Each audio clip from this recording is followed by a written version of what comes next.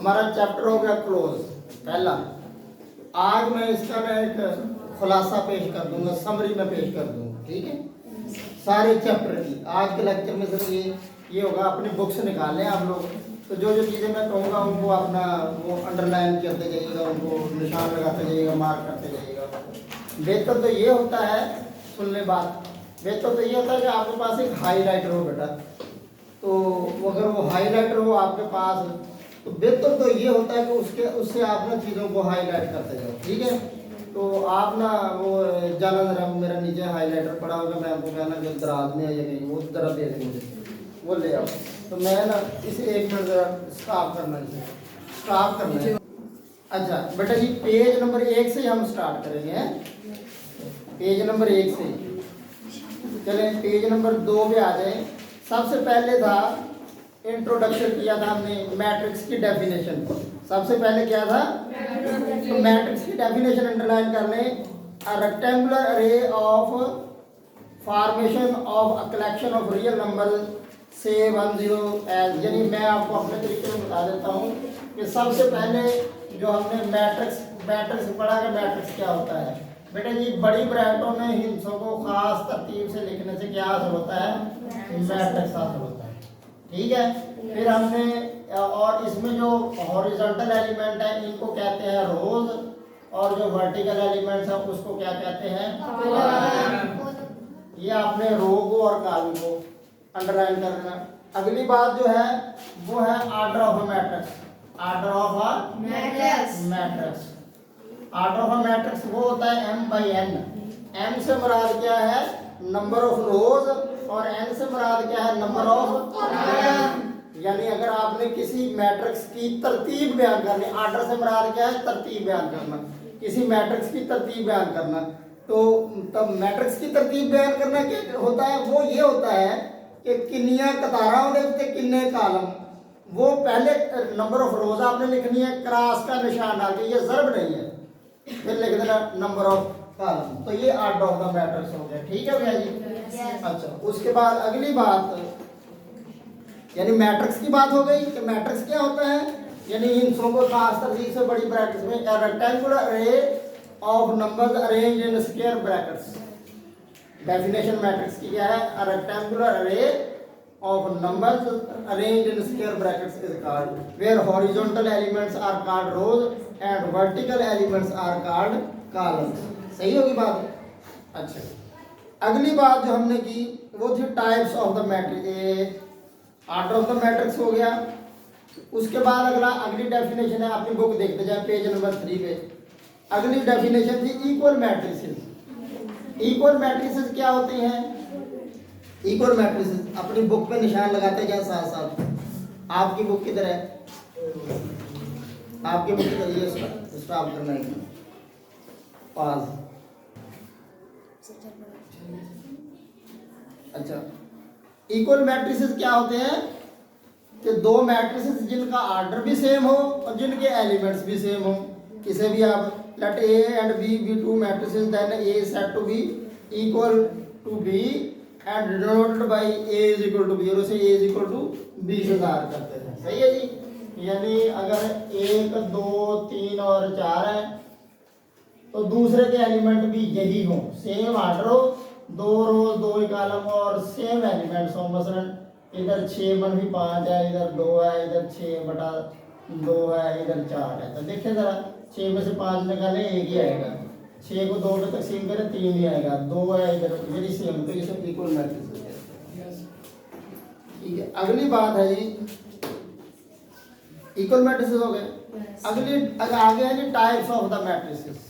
आगे क्या है, तो मैट्रिक्स की टाइप्स में कोई अपना स्क्वायर मैट्रिक्स है, रेक्टेंगुलर मैट्रिक्स है, कॉलम मैट्रिक्स है, रो वेक्टर है, नल मैट्रिक्स है, स्क्वायर मैट्रिक्स है, कंट्रास्ट, वो आगे कितनी किस्में आ जाती हैं, ठीक है जी।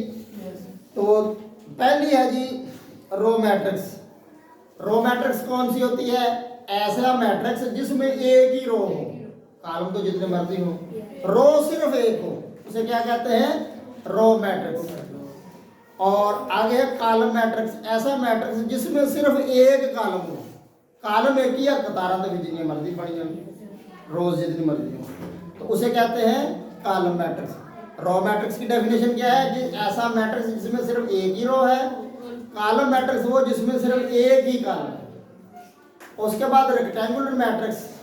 रेक्टेंगुलर मैट्रिक्स बेटा जी वो होती है जिसमें number of rows is equal to number of columns ना हो, 1 2 3 4 5 और 6। इसमें 2 रोज है ना, कॉलम कितने हैं? 3। तो ये है जो हमारे पास रेक्टेंगुलर मैट्रिक्स। ये क्या है? Rectangular matrix. और अगर नंबर ऑफ रोज और नंबर ऑफ कॉलम्स इक्वल हो, यानी जितनी रोज है उतने ही कॉलम हो, तो फिर उसे कहते हैं स्केयर मैट्रिक्स। उसे फिर क्या कहते हैं? Square matrix. समझ आ गई जी? उसके बाद है जी नल मैट्रिक्स या जीरो मैट्रिक्स। नल मैट्रिक्स या जीरो मैट्रिक्स। अब नल मैट्रिक्स जो है वो कौन सी होती है? दोनों बैठ जाओ। नल मैट्रिक्स कौन सी होती है? जिसके सारे एलिमेंट्स जीरो हो। ठीक है, नल मैट्रिक्स या जीरो मैट्रिक्स उसे कहते हैं। इसे ओ से ज़ाहिर करते हैं। तो ऐसे मैट्रिक्स जिसमें सारे जीरो और कान हो तो उसे हम क्या कहते हैं? Null matrix. ये भी नल मैट्रिक्स है, ये भी नल मैट्रिक्स है, ये भी नल मैट्रिक्स है, ये भी नल मैट्रिक्स है। सही है जी? ये एक रो वाली नल मैट्रिक्स है, ये एक कॉलम वाली नल मैट्रिक्स है, ये एक एलिमेंट वाली नल मैट्रिक्स और ये स्क्वायर नल मैट्रिक्स। उसके बाद एक अहम डेफिनेशन हमने पढ़ी थी, इस पर लिख लें। ये अहम डेफिनेशन है ट्रांसपोज ऑफ मैट्रिक्स। ऊपर लिख लिया करें, जिसको मैं अहम कहूँ उसे अहम लिख लिया करें। अच्छा, ये माशाल्लाह एक बच्चे के पास है हाईलाइटर, ये तुम्हारा अपना है? इस तरह की चीजें रखा करें, अपनी चीजें छोटी छोटी पूरी किया करें। जिन ऐसी स्टडी मटेरियल पूरा किया करें, ऐसा मटेरियल जिससे आपको लगे कि ये डिसेंट बच्चा है, पढ़ने वाला है, इसको पता है कि मेरी कौन सी चीजें हैं। अगली डेफिनेशन है transpose of matrix. Transpose of matrix बेटा जी हमने पढ़ा, क्या पढ़ा कि अगर किसी मैट्रिक्स की रोज को कॉलमों में अदल बदल कर दिया जाए, ये ना कॉलम है, इसका ट्रांसपोज लेंगे तो बेटा क्या होगा? पहले कॉलम को पहली रो बना दिया, दूसरे कॉलम को दूसरी रो बना दिया, तो ये ट्रांसपोज ऑफ मैट्रिक्स आ गया। सही है जी? उसके बाद ये करते जाए मार्किंग को, है ये इनको मार्क करते जाए साथ साथ। ये अहम डेफिनेशन है ट्रांसपोज। ये अक्सर एग्जाम में आ जाती है, बतौर शॉर्ट क्वेश्चन आ जाती है, या वो एमसीक्यूज में कहीं एडजस्ट कर देता है। उसके बाद है नेगेटिव ऑफ मैट्रिक्स। किसी मैट्रिक्स को अगर हम मंफी से ज़र्ब कर दें, मंफी से चेंज कर दें, किसी मैट्रिक्स को माइनस से चेंज कर दें, तो क्या हो जाता है? नेगेटिव। यानी पेज नंबर 6 पे है, पेज नंबर 6 पे नेगेटिव ऑफ मैट्रिक्स। यानी किसी के अरकान अगर चेंज कर दें, मतलब ये है ना कि हमारे पास 1 -2 3 और -4, तो अगर हम ये ए है, तो अगर इसको हम मंफी से चेंज कर दें तो ये इसका नेगेटिव हो जाएगा, -1 2 -3 और 4। ये नेगेटिव ऑफ मैट्रिक्स हो गया। उसके बाद सिमेट्रिक मैट्रिक्स, इस पर भी मार्क कर लें, ये बड़ी अहम डेफिनेशन है। सिमेट्रिक मैट्रिक्स कौन सी है जी? Symmetric matrix. Symmetric matrix. अब सिमेट्रिक मैट्रिक्स बेटा ये कौन सी मैट्रिक्स होती है? ऐसी मैट्रिक्स है कि जिसका ट्रांसपोज लें तो वो वही रहे। ऐसी मैट्रिक्स इसका ट्रांसपोज ले फिर भी वही रहती है। इसको मार्क कर लें, ये बड़ी अहम डेफिनेशन है। यस। किसी मैट्रिक्स का हमने ट्रांसपोज तो फिर वो वही का वही रहे, तो उसे हम क्या कहते हैं? Symmetric matrix. सही है जी? मिसाल के तौर पे फर्ज कर लें, ये हमारे पास है ऐसा मैट्रिक्स है जिसके अरकान है 1 1 1। तो अगर आप इसका ट्रांसपोज लेंगे, ट्रांसपोज क्या होता है कि पहला कॉलम में पहली रो बना दी, दूसरा कॉलम में दूसरी, फिर भी वही रहा, फिर वही रहा ना, तो हम इसे कहेंगे कि ये क्या है? Symmetric matrix. इसके ऊपर लिख लें इंपॉर्टेंट। लिख लिया सर। ठीक है? Yes sir. अगली डेफिनेशन है मेरा पुत्र, अगली डेफिनेशन है स्क्यू सिमेट्रिक। ये दोनों ही अहम है। सही है? अगली डेफिनेशन स्क्यू क्या होता है कि किसी का ट्रांसपोज ले तो उसके नेगेटिव के बराबर आ जाए, जिस तरह ये नेगेटिव किया है। सही है? तो अगर आ जाए हमारे पास ए का ट्रांसपोज -a के बराबर, तो फिर क्या होगा? ये स्क्यू सिमेट्रिक मैट्रिक्स होगा। ये आज समरी लेक्चर है, ठीक है जी? Yes sir. पूरे चैप्टर की समरी लेक्चर है। Yes. अच्छा जी, Diagonal. उसके बाद है डायगोनल मैट्रिक्स। उसके बाद क्या है जी? Diagonal matrix. Diagonal matrix. Diagonal matrix को खोल नहीं, इसको एक बार देखें जरा। डायगोनल मैट्रिक्स ऐसे मैट्रिक्स को कहते हैं, इसके लिए दो, एक होता है डायगोनल एलिमेंट्स, एक होते हैं नॉन डायगोनल एलिमेंट्स। एक है कि डायगोनल एलिमेंट्स और एक Non-diagonal matrix. Non diagonal elements. अब बेटा कि डायगोनल एलिमेंट्स क्या होते हैं, ये फर्ज कर रहे हैं स्क्वायर मैट्रिक्स है। ये है जी स्क्वायर मैट्रिक्स 1 2 3 और 4। ये क्या है? स्क्वायर मैट्रिक्स है ऑर्डर 2/2 की। तो ये जो इस नुक्कर वाले एलिमेंट्स होते हैं इनको कहते हैं डायगोनल एलिमेंट्स। Diagonal Matrix. ये बात समझ। और दूसरे बाकी सारे क्या है? Non diagonal elements. ये तो ऑर्डर 2/2 की मैट्रिक्स है। अगर कोई बड़ी मैट्रिक्स हो 1 2 3 4 5 6 7 8 और 9, तो फिर डायगोनल ये हो जाएगा सारे। सही है जी? Yes. ठीक है, Yes, sir. क्लियर होगी बात? सही है जी। Yes. अच्छा, अब डायगोनल मैट्रिक्स की डेफिनेशन समझाने के लिए ये मैंने किया है। हालांकि सब लेक्चर में मैंने बार बार समझाया है, तो समरी लेक्चर में मैं एक बार फिर रिपीट कर रहा हूँ हर चीज, ताकि आपको कंफर्म हो जाए। अच्छा बेटा, ये है कि डायगोनल एलिमेंट्स। ये क्या है? अच्छा, अगर डायगोनल एलिमेंट्स हो नॉन जीरो, डायगोनल एलिमेंट्स हो और नॉन डायगोनल एलिमेंट यानी कुत्ते थले Yes. ये हो जीरो। अब डायगोनल एलिमेंट्स कितने नॉन जीरो हो? At least one, at least One. यानी ए जड़े रुका ना, इतने कुछ ना कुछ हो गए, बाकी सारे जीरो हो, तो फिर ऐसे मैट्रिक्स को हम क्या कहते हैं? Diagonal matrix. मिसाल से मैं वजाहत कर देता हूँ। फर्ज करें ये है जी हमारे पास 2 0 0 3, ये डायगोनल मैट्रिक्स है। ये भी डायगोनल मैट्रिक्स है। 2 0 0 0, ये भी डायगोनल मैट्रिक्स है। देखिए एक तो है ना जिंदा है, और अच्छा 1 2 3 4 5 6 7 8 9, अगर देखिए जरा ये सारे जीरो कर दें, ये सारे क्या कर दें? Zero.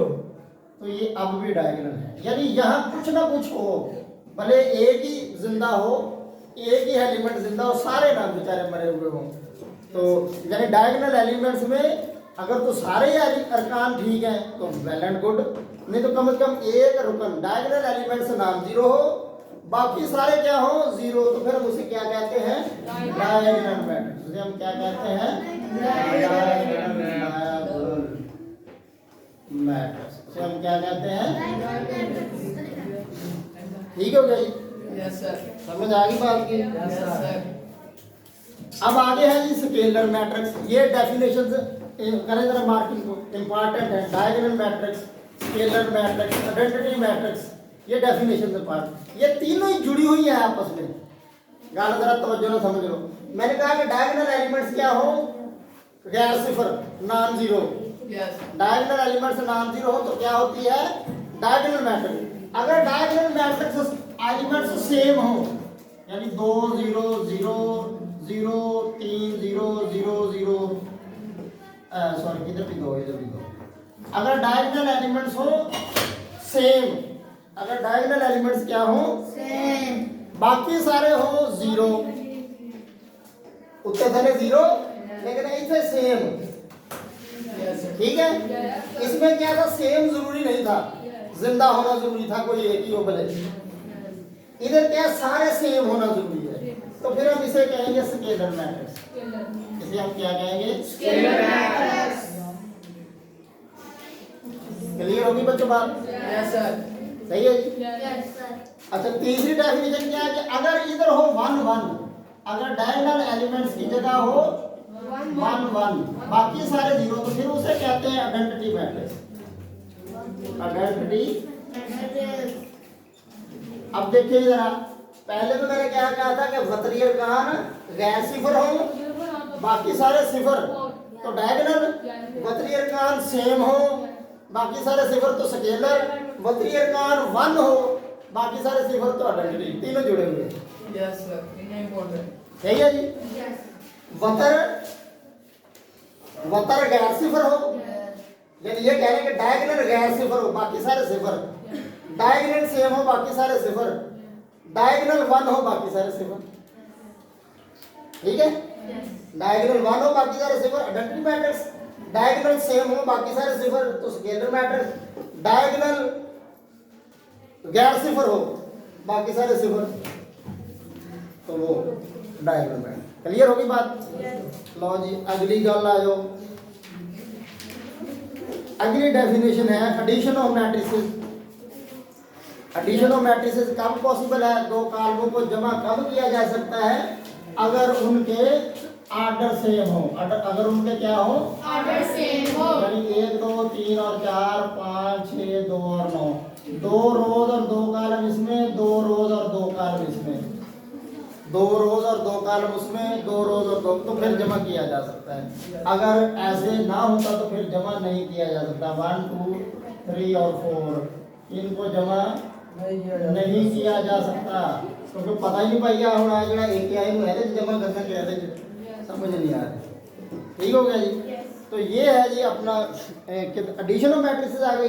इसी तरह सेम ही जो अच्छा अब सेम ही जो नेगेटिव ऑफ द मैट्रिक्स है, मनफी करना हो तो वो भी कॉलम में ऐसे ही कर देना। हो गया जी। अब आ जाए आप ये ना पेज नंबर 11 पे बेटा जी एक बात लिखी है, commutative law under addition, associative law under addition. ये दो बातें देख लें जरा। कॉलमों में ना बेटा जी ये देखें, कॉलमों में बेटा ए जमा बी करें या बी जमा ए करें, एक ही जवाब आता है। कॉलमों में इन मैट्रिसेस, इसे कहते हैं कम्यूटेटिव लॉ। इसे क्या कहते हैं? Commutative law. कम्यूटेटिव लॉ ये जमा है तो अंडर एडिशन। इसी तरह एसोसिएटिव लॉ ए जमा बी जमा सी, ये हमने सवाल भी इसके किए हैं। ए जमा बी जमा सी, बी जमा सी करके ए को जमा करें या ए जमा बी करके सी को जमा करें, तो भी एक कॉलम में जवाब, मैट्रिक्स में जवाब बराबर आता है। इसे कहते हैं एसोसिएटिव लॉ। इसको क्या कहते हैं? Associative law of addition. बात बेटे समझ आई? ये दो बातें ये भी लिख लें, इनको मार्क कर लें। ये एग्जामिनेशन में आ सकता है कि क्या मैट्रिसेस में कम्यूटेटिव लॉ होल्ड करता है या नहीं करता, तो भाई करता है। मैट्रिसेस में एसोसिएटिव लॉ होल्ड करता है कि नहीं करता, भाई करता है। तो ये एडिशन की बात आ गई। अगले पेज पे आ जाए बेटा जी। एडिटिव आइडेंटिटी है एक मैट्रिक्स, पेज नंबर 12 के लास्ट पे लिखा है, साथ ही खोलिए करें। Additive identity of matrix. Additive identity क्या होती है बेटे? एक बात जरा देखें, अगर मैं 1 में 0 जमा करूं तो क्या जवाब आया? 1। अगर मैं 1000 में 0 जमा कर दूं तो 1000। अगर मैं 5227 में 0 जमा कर दूं क्या जवाब आया? 5227 है। इसका मतलब 0 अगर किसी में जमा करें तो उसे कुछ नहीं होता, ना वो ज्यादा होता है ना वो कम होता है। तो 0 को कहते हैं हम आइडेंटिटी एलिमेंट। 0 को क्या कहते हैं? Identity element of addition. ये क्या है? आइडेंटिटी एलिमेंट है। हुण मैनूं ये दसो जरा गौर ना, कोई ऐसा कॉलम भी है जिसको किसी मैट्रिक्स में जमा करें तो वो कॉलम वही का वही रहे? है, वो है 0 मैट्रिक्स। देखिए ना, ये जो अगर हमारे पास 0 मैट्रिक्स है, इसे किसी भी मैट्रिक्स में जमा करें वो मैट्रिक्स वही का वही रहेगा। तो इसे कहते हैं आइडेंटिटी मैट्रिक्स। इसे क्या कहते हैं? Identity matrix. इसे क्या कहते हैं? Identity matrix. Identity matrix of addition. ये एडिशन की आइडेंटिटी है। मल्टीप्लिकेशन की आइडेंटिटी और है। जिस तरह ये एडिशन का है 0, लेकिन अगर आप 100 में 1 जमा कर दें तो 101 हो जाएगा। लेकिन 100 को अगर 1 से ज़रब करें तो क्या होगा? 100। 1000 को 1 से ज़रब करें 1000। तो ज़रब की आइडेंटिटी 1 है, जमा की आइडेंटिटी 0, मल्टीप्लिकेशन की आइडेंटिटी 1। इसी तरह ये एडिशन की आइडेंटिटी है मैट्रिसेस में, ये एडिशन की आइडेंटिटी है। मल्टीप्लिकेशन की आइडेंटिटी वो है 1 0 0 1 0 इसे इस लिखते हैं। तो ये होगी बात अगली। आइडेंटिटी को नोट कर लिया। Yes, sir. उसके बाद है additive inverse Of a matrix. Of a matrix. Additive Inverse of a matrix. ऐसे दो मैट्रिक्स, बेटा जी ऐसे दो मैट्रिक्स Yes, sir. जिन्होंने अगर कोई चीज नोट करी साथ साथ, क्योंकि मैंने साथ ये रेज करते जाना। तो एडिटिव इनवर्स बेटा जी क्या है? एडिटिव इनवर्स, एडिटिव इनवर्स बेटा जी ऐसे दो मैट्रिसेस जिनको जमा करें, ऐसे दो मैट्रिसेस जिनको जमा करें 0 है। ऐसे दो मैट्रिसेस जिनको जमा करें, ऐसे दो मैट्रिसेस जिनको जमा करें तो क्या है? नल मैट्रिक्स है, 0 मैट्रिक्स, नल मैट्रिक्स। तो उसे हम क्या कहते हैं? Additive inverse. मिसाल के तौर पर 1 2 3 -4, अगर इसमें मैं जमा करूं -1 और -2 -3 और जमा 4, तो जमा करें आ जाएगा ना 0, एक जो एक कटा 0, 2 में से 2 0, 3 में से 3 0, 4 में 4 0, आ गया ना 0। Yes. तो ये मैट्रिक्स और ये मैट्रिक्स दोनों एक दूसरे के क्या है? Additive inverse. ये दोनों क्या है? Additive inverse. ये दोनों क्या है? Additive inverse. सही होगी बात? अच्छा, अब अगली डेफिनेशन आ जाए आप। अगली डेफिनेशन क्या है? Multiplication of matrix. वही आगे भी हुआ। अच्छा, अब बेटे ऐसे कर लें कि इसकी समरी का आधा लेक्चर जो है ना, ये आधा हो गया है, आधा लेक्चर समरी का काम रख रहे हैं क्योंकि ज़्यादा लंबा हो जाएगा। आज के लिए इतना कर लें कि मैंने एक बार सारा आपको रिपीट कर दिया है। तो ये जहाँ तक मैंने आज करवाया है ये आप रिपीट कर लेना। लेक्चर यूट्यूब से देख लेना, वहाँ से जो चीज़ें नोट की इधर से कर लेना, जो चीज़ें हाईलाइट करवाई इनको रिपीट कर लेना। ये मैं मुकम्मल तैयारी साथ ही करवाता जा रहा हूँ Yes, sir. Examination point of view से, कि ताकि आपको पता हो कि तैयारी करते कैसे, पढ़ते कैसे, हम सिलेबस को कंप्लीट कैसे करते हैं। ये नहीं कि पहले चीज़ें जितना कर लिया मुड़ के इम्तिहान में लगते फिर यार अभी नहीं होगा अभी नहीं। तो ये इम्तिहान के लिए बात नहीं छोड़ रहा, साथ ही मुकम्मल तैयारी। ठीक है, तो आज का लेक्चर जो समरी लेक्चर इतना ही है, समरी लेक्चर का अगला हिस्सा जो है वो कल रिकॉर्ड कर लें। Okay, Yes, sir. Thank you very much.